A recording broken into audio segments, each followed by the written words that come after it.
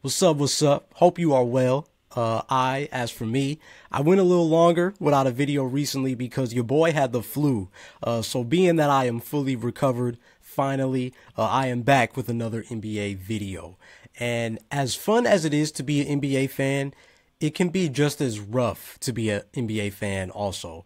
Recently, we've gone through our seemingly annual cycle of All-Star Weekend don't hit the same, which leads to all the think pieces like NBA basketball has to change. And then that leads to many of our OGs trashing the game and the young players in the NBA instead of genuinely critiquing the game, to which then the producers of every major network say, look at all this engagement. This is our content for the week.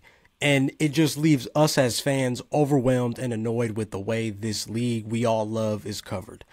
And today I want to focus on the latter. Yesterday I posted a pretty passionate thread on Twitter. Yes, I'm gonna call it Twitter. Around this exact idea. While I'm totally in agreement that the overall national coverage of the NBA needs to improve, I do believe that the solution starts with us, the fans. Let's just keep it a buck. In a post-social media world, when has positivity ever been the popular favorite over negativity? Or not even negativity at times, just entertainment, really. As human beings, we like to be entertained, even if the content tends to favor that negative side. And I say this as somebody who has struggled with this myself. I may scroll past that 5-minute video of a 20-year-old dude explaining why the Thompson twins are the future of the NBA. Yet, I'll watch a 1-minute video of Gilbert Arenas and Rashad McCants arguing about the MVP until every vein in their body pops out.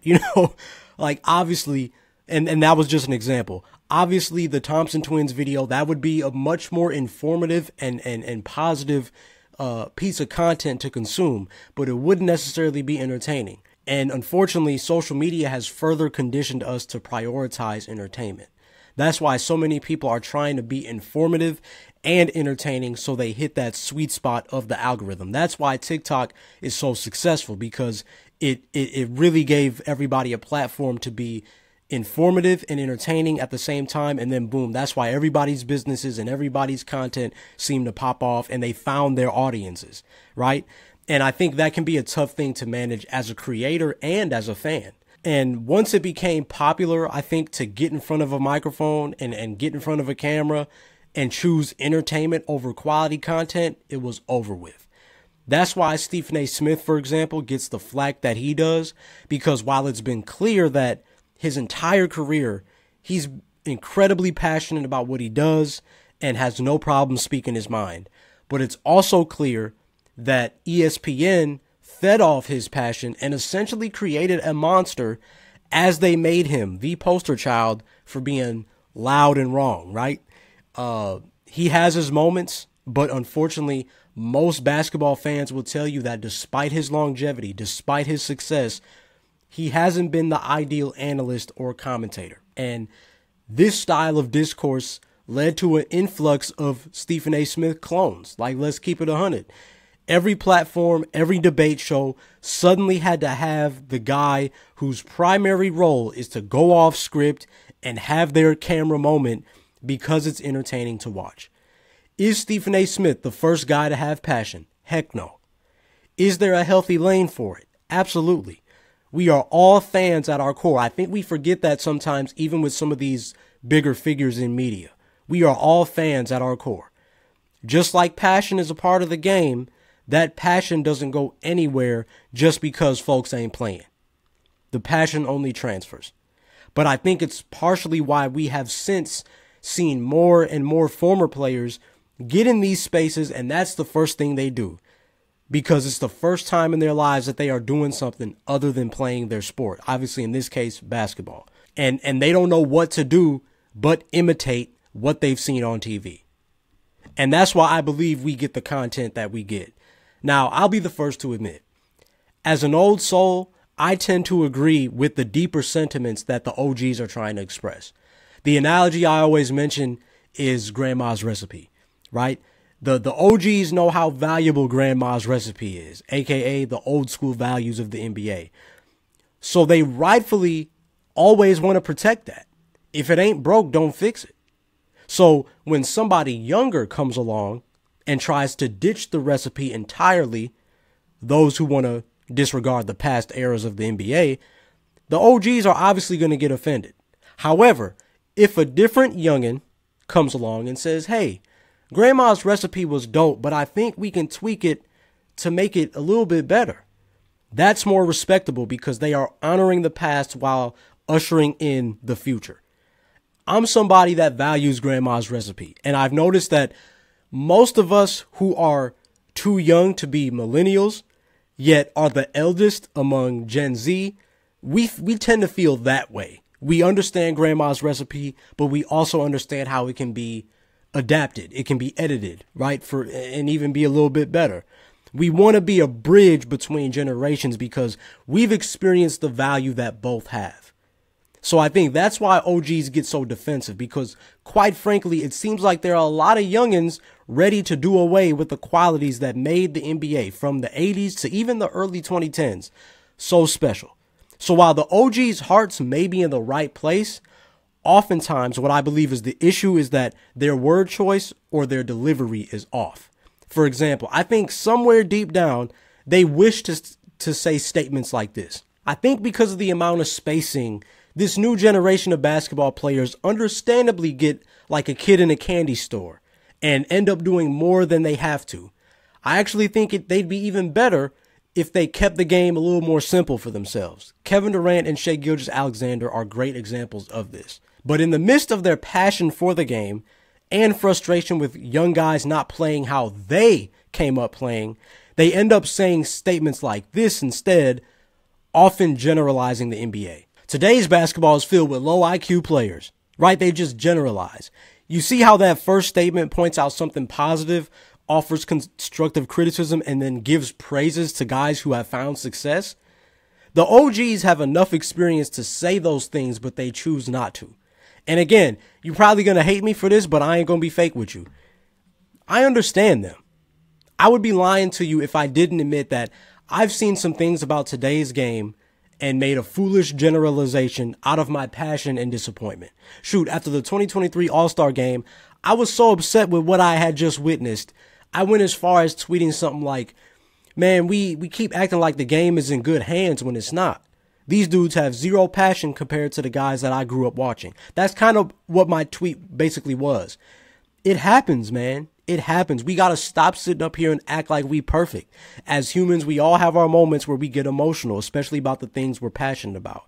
But obviously, I make it a point to talk about this game like that first example as opposed to the second. When I started my podcast, that was the number one thing I wanted to do. I wanted to change the way people talked about basketball players and hip hop artists. I wanted to change the way people view each of those cultures.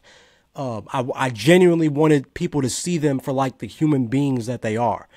And, you know, given the recent discussion around the league, I think that's what we all want as fans.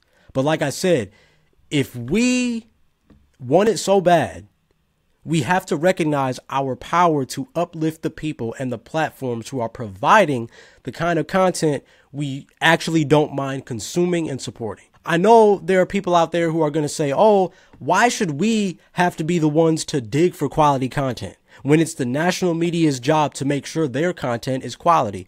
And to those fans, if that's you, I would say you're absolutely right.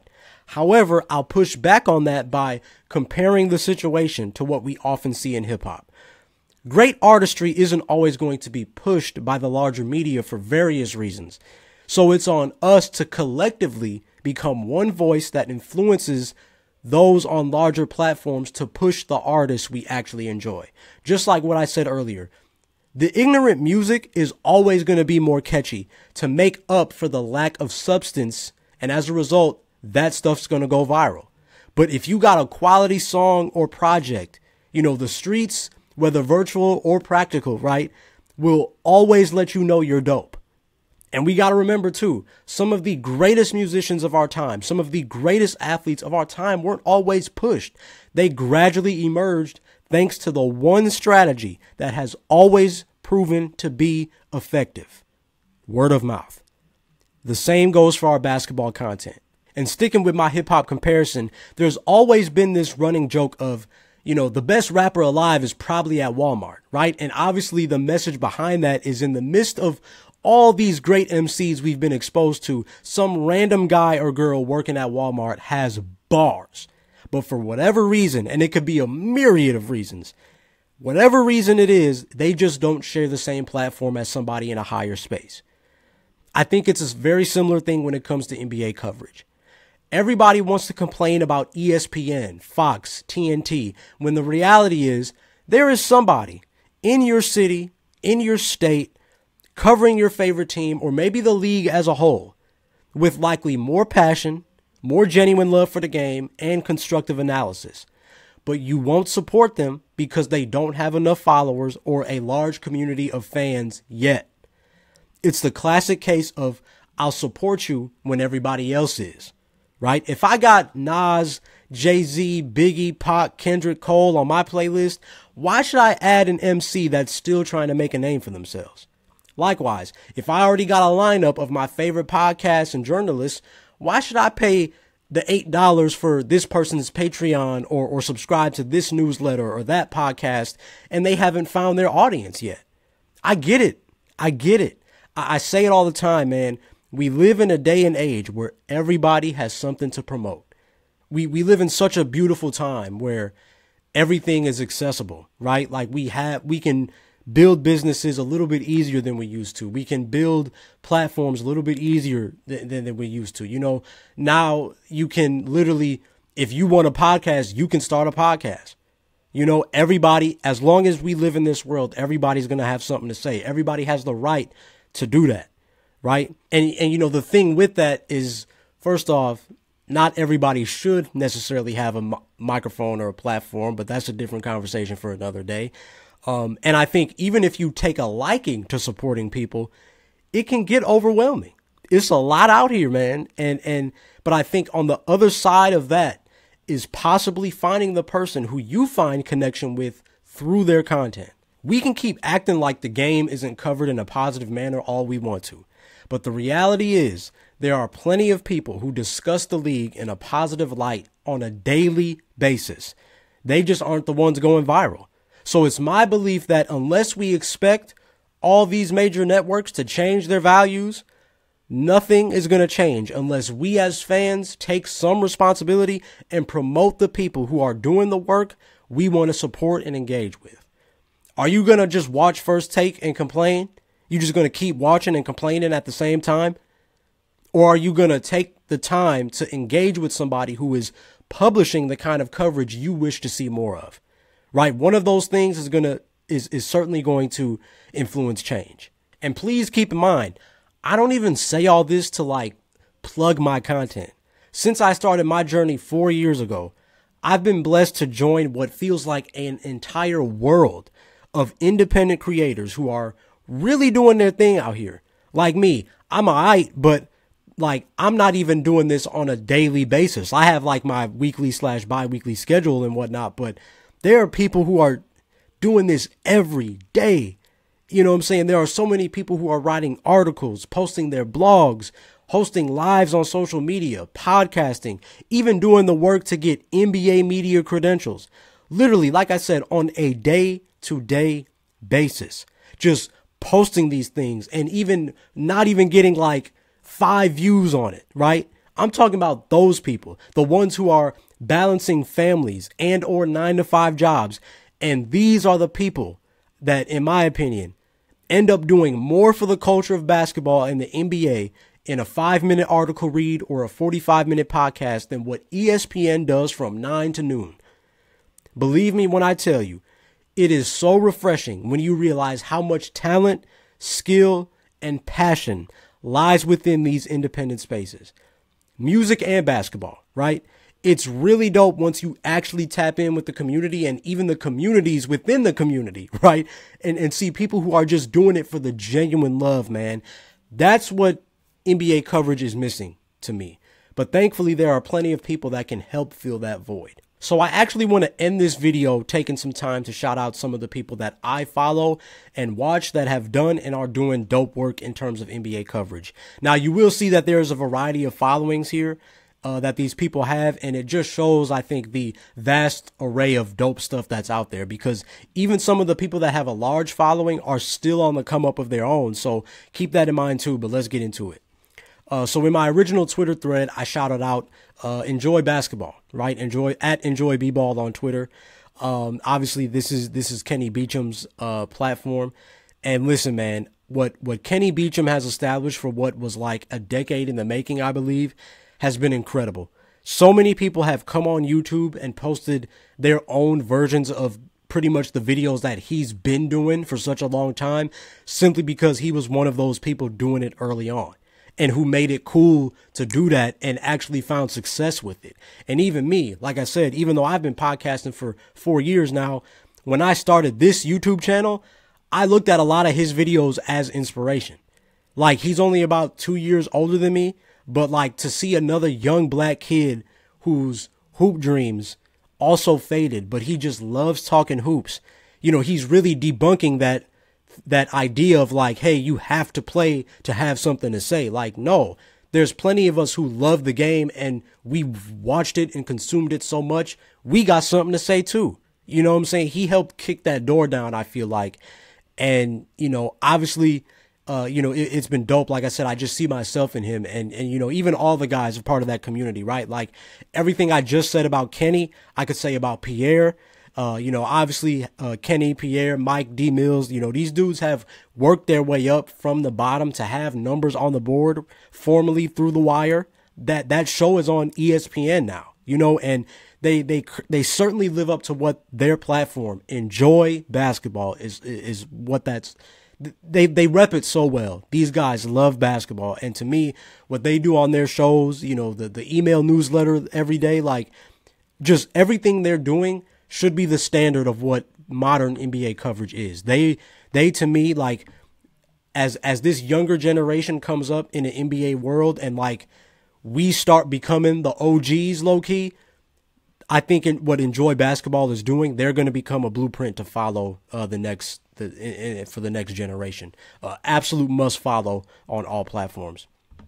Next up is at Nikias NBA on Twitter.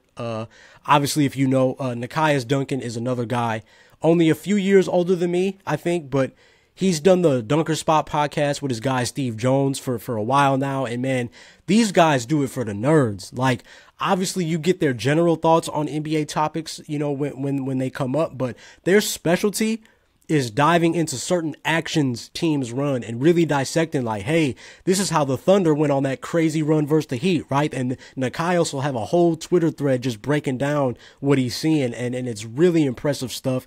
And if you're like me, where you know X's and O's, but like you don't necessarily know the deep way to explain it, like it's a great learning experience. You know, Nikias, like I said, his Twitter threads are just a must-see, real knowledgeable guy. He also writes about the league too, so he's a true journalist in this game as well. You know, and he talks about the WNBA too. So, you know, you get best of both worlds, man. So he's providing a lot of great analysis for both the men and the women. He is another must follow. And then another one would be at Usher NBA on Twitter, Brett Usher. I think he's widely become known as the guy who might save NBA discourse, right? Simply because just every single day, this dude will post highlights of all types of NBA players, not just stars, not even just role players, but even just sleeper dudes. You know what I'm saying? For example, he'll be like, hey, if anybody's paying attention, Shaedon Sharpe just dropped a career high 35. Here's some of the highlights. Or, hey, here's a Cason Wallace defensive highlight. Or, hey, here's an Ivica Zubac post-hook compilation, right? Obviously, it's more lighthearted content, but he carries such a great posture for those of us that are that boy nice watchers, right? He's a great follow, and he knows the game too. You know, I love how sometimes he'll have his Twitter threads where he just kind of describes what guys individually, what they bring to the table. And you can tell he just loves the game, you know, and he wants to show love to players. That's exactly what it should be about. And then here are a couple, platforms that I'm connected with or even have worked with personally through my podcast. And the first one is at NBA Baseline on Twitter. My OGs, man, Cowley and Warren Shaw, they have hosted an NBA podcast since 2014. Like, think about that. Way before podcasting became this big thing around COVID, they've been at this. And like I said in my tweet, I've just never heard anything negative from these guys. You get the passion, you get the thoughtfulness, the analysis, and the critique without the BS. And one of the coolest aspects of their show is that they play off each other so well, but even then, they will add maybe one or even two guests at a time every now and then to help them out. So, for example, like they have the connections to get like beat writers for certain teams and other analysts who can provide deeper analysis on a particular situation or a trade or what have you. So you can always walk away with a new insight after listening or watching an episode. So, those are my guys. Tell them I sent you because they've really been at this for a long time, and, they certainly deserve their flowers. Like if you are certainly looking for new NBA coverage, I would highly, highly recommend the Baseline NBA podcast. And I say that as unbiased as I can, man. Now, if we're talking team-specific shows, obviously there are so many, but a couple that come to mind for me are first the at Late Night Lakers on Twitter. I know everybody hears Lakers and rolls their eyes, but hear me out. Led by my guy Ricky Barnes, also part of the 19 Media Group family. This platform is dope because it's really like a collective of Laker fans, like really like a Wu-Tang Clan-esque collective. Ricky is really like the RZA of it all, but there's a lot of other co-hosts he has with him. They switch off between episodes, and they also have a great connection specifically with Jovan Buha, who, if I said that correctly, who covers the Lakers for The Athletic, actually. So when big things happen, obviously recently the Luka trade, right? When these big things happen, or there's rumors of this or that, or even if, hey, the Lakers are struggling, what's going on, they get a lot of helpful insight from him. And what I enjoy about them is that, yes, obviously they carry a lot of passion for the Lakers, but they aren't afraid to be real about the Lakers. They aren't afraid to be real about the state of the team, and they offer a lot of diverse content. They live tweet during games. They've used playback to watch the games live and chop it up, right? And they'll do a post-game Twitter space. They'll do emergency Twitter spaces, when breaking news drops. Like, they are on it. And they've had articles and blog posts here and there, and all of this with the podcast, right? So I feel like they got a lot for you to enjoy, and they just love to involve Laker fans in their discussions and whatnot. So having that community aspect is always a plus. Another team that I feel like does that pretty well too is Orlando Magic HQ on Twitter. This is, again, another collective of people that cover the Orlando Magic. And one guy in particular that I have connected with of that group is Stephen Cameron, who used to host a show called Close Up Magic. He used to be on my podcast network, and he's a part of this collective. And a lot of what I saw him do with Close Up Magic has carried over to what everybody does at Orlando Magic HQ. I always appreciated specifically how Stephen balances optimism and reality. Like if the Magic are struggling, he's not afraid to get into the nitty gritty as to why that's the case, and even hold players accountable for their roles and how they play in that.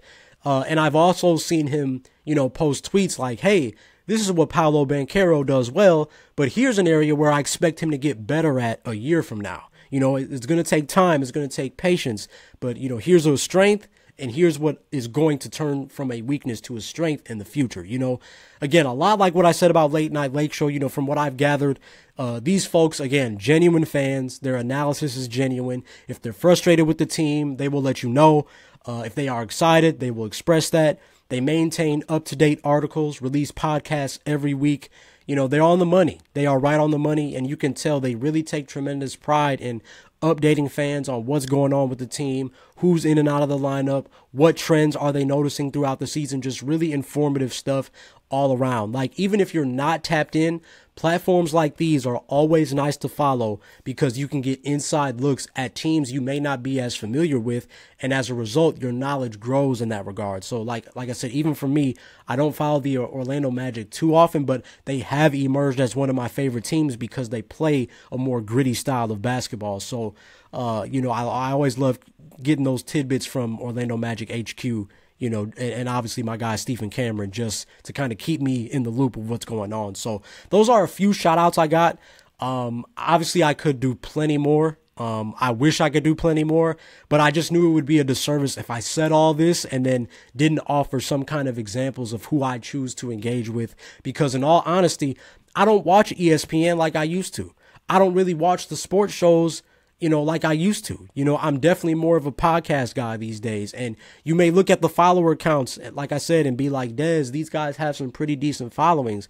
Yeah, they do. But what you'll notice in these spaces is that followers don't necessarily translate to actual podcast listeners / viewers and blog reads.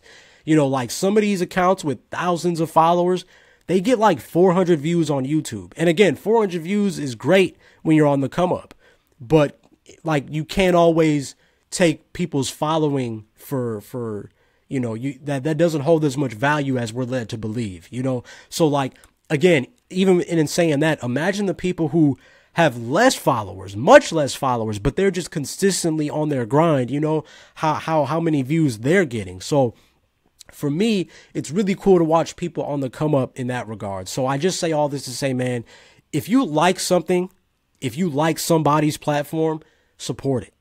It's really that simple. I know we're deep in this NBA coverage thing. Like I said, I know it's a lot we got to undo and change for the future. It's not going to happen overnight. We are not going to fix this overnight. But I promise you, there are so many accounts, platforms, people, even ones you probably scroll past every single day, that they're really trying to change the game for good. And they might just be a few supporters away from reaching their goals and taking those steps towards reaching their greater audience, right? And in my opinion, if we want this to change, we got to be about that action. And the best way to do that is to support and refer. Support and refer.